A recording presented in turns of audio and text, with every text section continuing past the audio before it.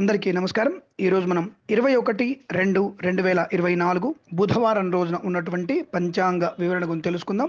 ఈరోజు శ్రీ శోభకృత్నామ సంవత్సరము, ఉత్తరాయణము, శిశిర ఋతువు, మాఘమాసము, శుక్లపక్షము, ద్వాదశి ఉదయం 11:28 వరకు ఉండి తదుపరి త్రయోదశి ప్రారంభమవుతున్నది. పునర్వసు నక్షత్రం మధ్యాహ్నం 2:17 వరకు ఉండి తదుపరి పుష్యమి నక్షత్రం ప్రారంభమవుతున్నది.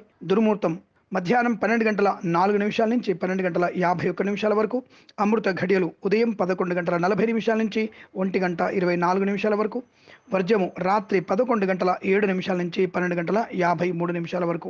రాహుకాలం మధ్యాహ్నం 12:13 నుంచి 1:49 వరకు. నేను చెప్పినటువంటి శుభ సమయాలను, పంచాంగంలో ఉన్నటువంటి వర్జ్యాది దుర్ముహూర్తాదులను రెండింటినీ సమీకరణ చేసుకొని శుభమైన మీ కార్యక్రమాల్ని ఏర్పాటు చేసుకొని విజయవంతంగా పూర్తి చేసుకుంటారని ఆశిస్తున్నాను.